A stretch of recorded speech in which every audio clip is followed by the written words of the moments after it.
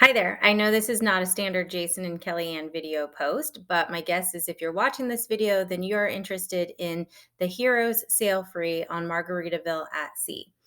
Jason and I just got back last week, and if you're seeing those advertisements, my guess is that you're either a veteran, a first responder, or a teacher, which is how we got it. So I just thought I would take a few minutes because a lot of our friends are asking us, was that cruise worth it?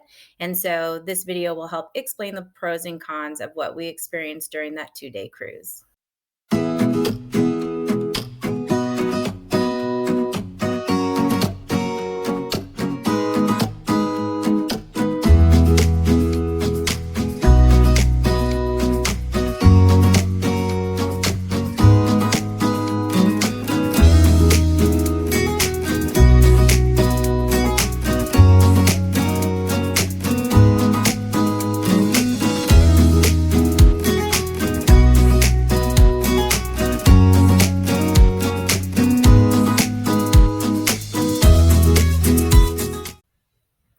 After the set sail party, we did hear an announcement for some wine tasting, so that was unexpected. We actually decided to go downstairs and join for that. It was $12 a person, but it was just a nice way to enjoy the afternoon as we started to cruise out of port. This is a quick cruise, but nothing is really different from what you would experience on a full length cruise on any other cruise ship. So the food was great. We did not upgrade any of our meals. We chose not to go to the steakhouse or pay extra for that. So we just ate directly from the buffet in the morning for breakfast, and then we ate at the regular dining place for both of our dinner meals. And again, everything was great. No negative experiences or anything different than you would experience in a normal cruise. So after that night, we got to experience a couple of shows. So they have a really fun themed show, all Jimmy Buffett music. The seating in there is a little awkward, so you just would want to make sure that you get there early to get a good seat. We got stuck behind this pillar, so the view was pretty obstructed for my husband. It was quite comical, but nonetheless, we had a good time regardless. And then you wake up in the morning and you are on the island of Grand Bahama at Freeport. So, with that, there's no access to the beach there. So, you truly either need to stay on the ship or pay the extra fee to go on an excursion.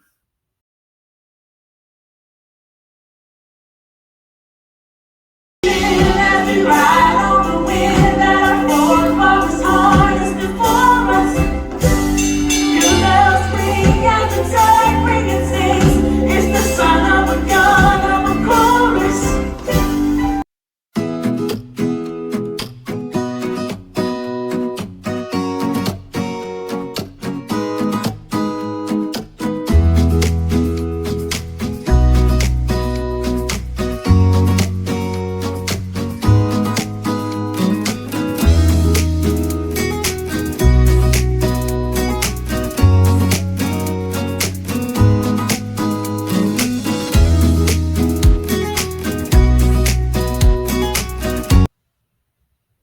Those pictures you just saw are from our day at the Bahamas. So we chose to do an excursion. We chose the Viva Wyndham Resort option, and that included access to their private beach, access to the pool, unlimited drinks, and food.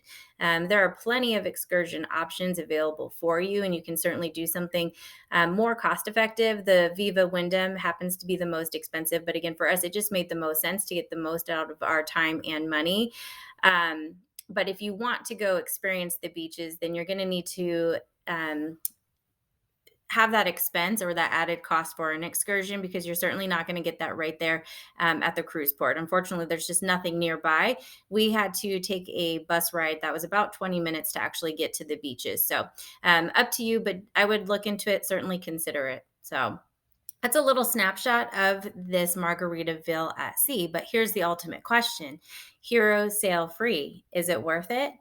Well, the word free is not really free. And we know that in all scenarios, right? So we actually, as a Hero Sail Free, you are responsible for paying the taxes, and that's $88 a person.